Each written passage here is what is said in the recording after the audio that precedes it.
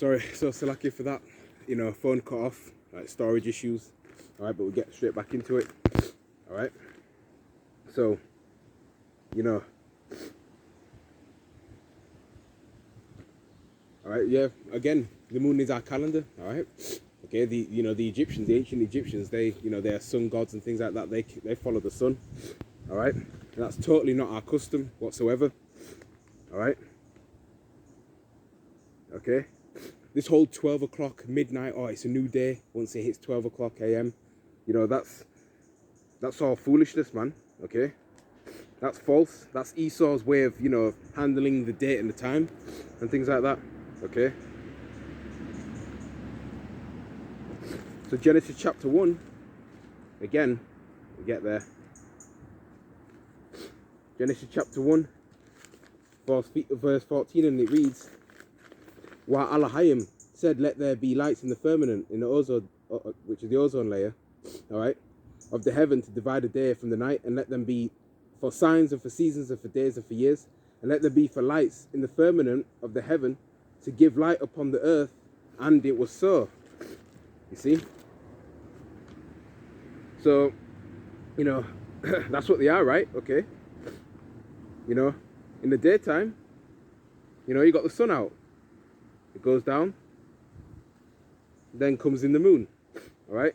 And the moon is bright, when it's, dark at night, okay?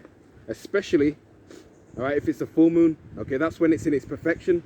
The full moon is not the new moon, okay? The full moon is not the new moon, okay? The new moon is when, you don't see the moon. Yeah, it's basically when you don't see the moon, all right? It's a dark moon, all right? It's there, but you can hardly see it, okay? So, that's what it was ordained for, all right, up until this very day. So the Lord created them, to serve its purpose forever. That's what its purpose is for, okay? Verse 16, and Elohim made two great lights, the greater light to rule the day, which is the sun, and the lesser light to rule the night, which is the moon. He made the stars also, yeah. That's why you look up into the sky, see all them stars. Okay? Alright? So the Lord and the angel made all these things. Okay? Verse 17. And Elohim set them in the firmament of the heaven to give light upon the earth. And that's what it's there for. Alright? That's their job, that's their purpose. To do it till this very day. That's what they do till this very day. Alright? And onwards. Okay? Simple as that. Alright? You got these Moabites wanting to, create, like a new sun, or is it a new moon? And things like that. These heathens, man, this is why they need to be ruled over. You see? Verse 18. And to rule over the day and over the night, and to divide the light from the darkness, and Elohim saw that it was good. And the evening and the morning were the fourth day. So there you have it. Okay. The moon also, it regulates the tides, of the seas and the oceans. All right. Because, of its gravitational pull. All right. On the earth. And it also has something to do with, us as well. Okay. Like the water in our body. Because, remember, 60% of the human body, adult human body, is composed of water. Okay? That's why they have to, that's why they have that saying, what is it? How's it go again? Something like, yeah, when you have like a crazy person, right? They call them a lunatic, right? Because the word lunar comes from the Latin word meaning moon. Okay? So yeah. So let's go back to Leviticus chapter 23, verse,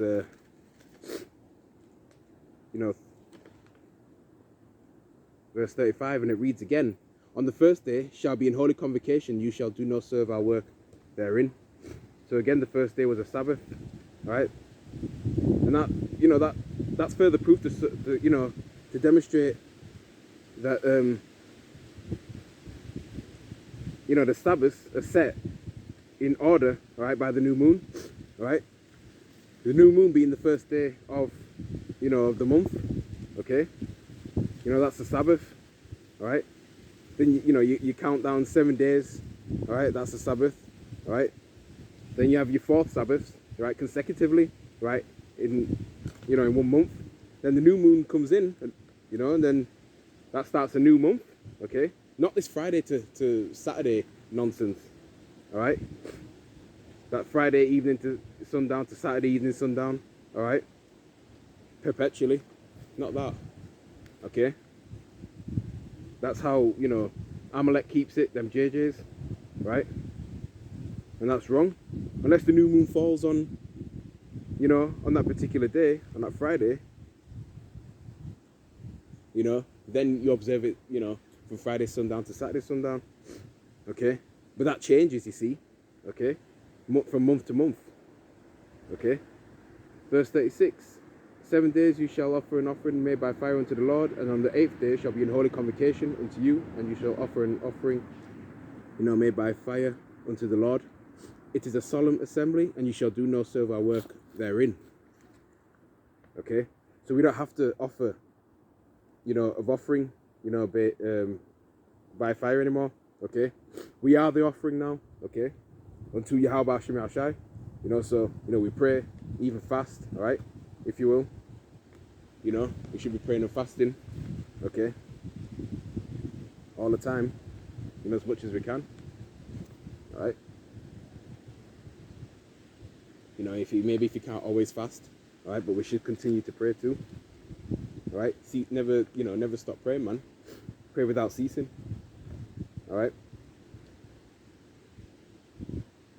So yeah, maintain ourselves as holy as possible, right? On the on the first day and on the last day, because those are the the Sabbaths, all right. In between, okay, in between that, of course, are your regular, your feast days. So you do what you do basically, in righteousness, right? So yeah. So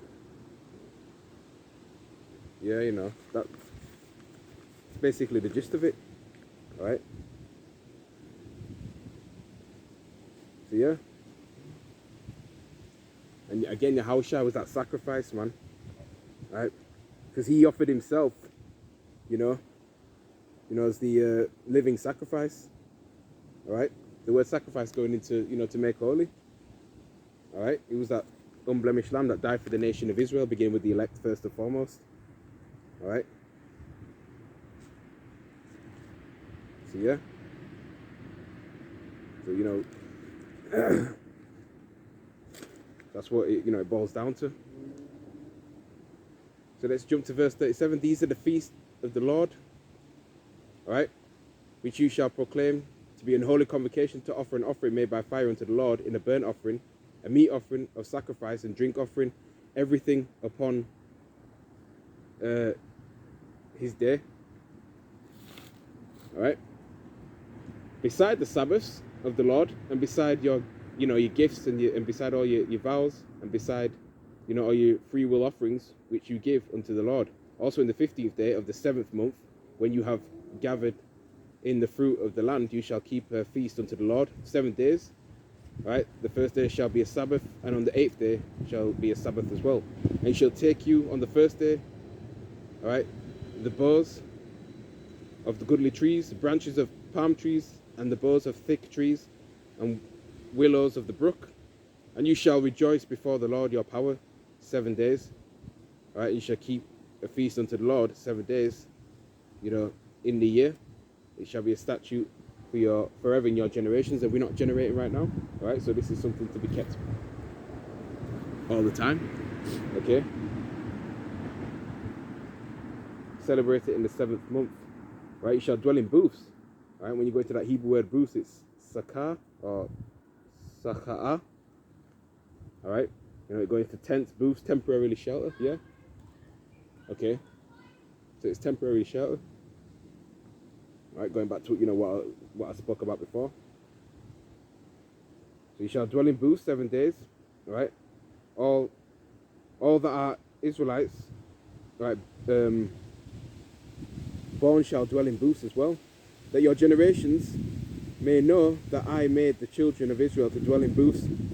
When I brought them out of the land of Egypt, I am the Lord Yahweh your power. And Moses declared unto the children of Israel the feast of the Lord. So there you have it. Okay. There you have it.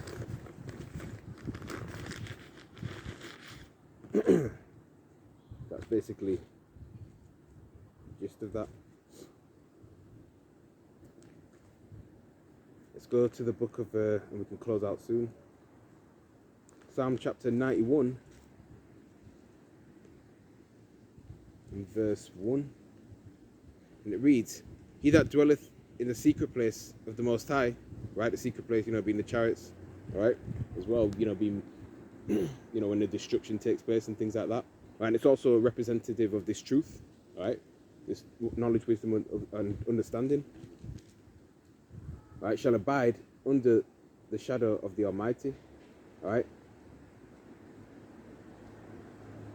I will say of the Lord, He is my refuge and my fortress, my power. In Him will I trust. That's right, we trust in Yahweh Shem Yahshai, none else. We don't trust in Esau, we don't trust in the ways of this world, we don't trust in governors, princes. We don't even trust in ourselves. Okay? So yeah, let's go to the book of Matthew.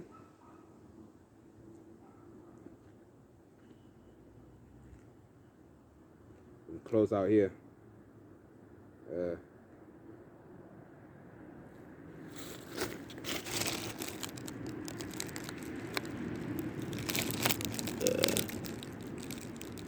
I think it's Matthew 12 and 35.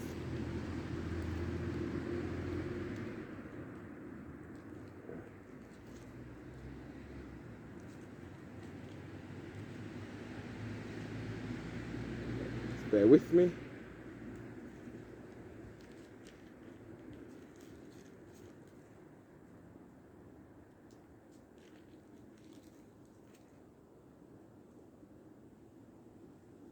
And it reads, a good man out of the good treasure of his heart, meaning mind, bringeth forth good things.